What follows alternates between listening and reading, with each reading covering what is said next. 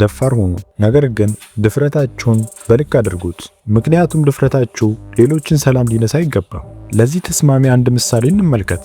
መቼም ስለ ፍርሃት አልባው እንስሳ ሰምታችሁ ታውቃላችሁ፣ ሃኒባጃር። ይህ እንስሳ ፍርሃት የሚባል ነገር በሱ ዲክሽነሪ ውስጥ የለም። የሚገርማችሁ ሰውነቱ እዚህ ግባ የማይባል ደቃቃ ሲሆን በግዝፈታቸው ዓለምን ከሚያስደሙት እንስሳት ጋር እንኳን ፊት ለፊት ተፋልሞ ድልን ይቀዳጃል። ታዲያ ዛሬ ስለዚህ እንስሳ ላወራ ሳይሆን የድፍረቱን መንስኤ ከኛ ሰዎች ጋር ላመሳስለው ወደድኩ። አብራችሁን ቆዩ።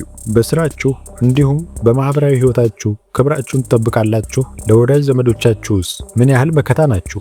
ለመብታችሁስ ጥብቅና ትቆማላችሁ? ቀደም ሲል ያነሳሁት እንስሳ ቤተሰቡን ለማጥቃት ከመጣችሁ አሊያም ድንገት በመንጋ ልትገድሉት ብትመጡ እንደ ሌሎች እንስሳቶች እግሬ አውጭኝ ብሎ ከመሸሽ ይልቅ ህይወቱ እስክታልፍ ይፋለማችኋል። አያችሁ፣ ድፍረት በቦታው ሲሆን ደስ ይላል። በመንገዳችሁ ጣልቃ ለገባ ያለምንም ርህራሄ የድፍረታችሁን ጥግ አሳዩት። ምክንያቱም ፍርሃት ነገሮች ተከስተው ካበቁ በኋላ መልሶ ወደ ጸጸት ስለሚከታችሁ ነው። ምን አለ ቀድሜ እንዲህ አድርጌ ቢሆን፣ ምን አለ እንዲህ ብዬ ቢሆን ብላችሁ በጸጸት ትኖራላችሁ። ወርቃማ እድሎችንም በፍርሃታችሁ ምክንያት ከእጃችሁ ይወጣሉ። እና ምን ትጠብቃላችሁ? ፍርሃት እስከ ዛሬ ያሳጣችሁ ነገር አይበቃም? ድፍረት ሽልማት እንጂ ውርደትን በህይወታችሁ አያመጣም። እነሱም በሆን ብላችሁ የምትመኟቸው ሰዎች ከእናንተ በምንም ተለይተው ሳይሆን በወሰኗቸው የድፍረት ውሳኔዎች ብቻ መሆኑን በፍጹም አትዘንጉ። ዓለም ለጠንካሮች እንጂ ለፈሪዎች ቦታ የላትም ሲባል ሰምታችሁ ታውቃላችሁ። እውነት ነው። በዚች ምድር ላይ የመከራ እንጀራ እየበላ ያለው ፈሪው ነው። ነገር ግን ፍርሃትን በአንድ ጀንበር ማጥፋት ባይቻልም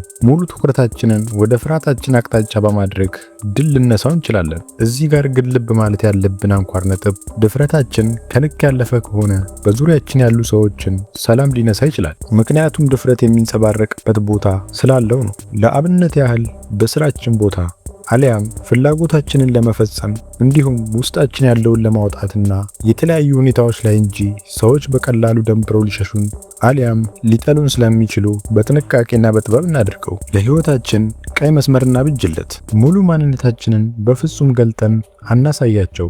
ምክንያቱም ነገ ከነገ ወዲያ ሙሉ ለሙሉ ነፃነታችንን እንነጠቃለን። ለዚህ ነው ምንጊዜም ቢሆን ሁሉም የሰው ልጅ እንደ ሀገር ዳር ድንበር የሚያስፈልገው። ማንም ዳር ድንበሩን ጥሶ ከመጣ የመከላከል ድፍረትን የማሳየት ግዴታ አለበት። ውድ የቻናሌ ተከታታዮች ለዛሬ ያዘጋጀሁላችሁ ቪዲዮ ይህን ይመስላል። ሐሳብ አስተያየቶቻችሁን በኮሜንት አጋሩ። ወደዚህ ቻናል ዛሬ ጎራ ካላችሁ ይህን ቪዲዮ ላይክ እና ሰብስክራይብ በማድረግ ቤተሰብ እንድትሆኑ ስል በትህትና ጠይቃችኋለሁ። መልካም ቀን።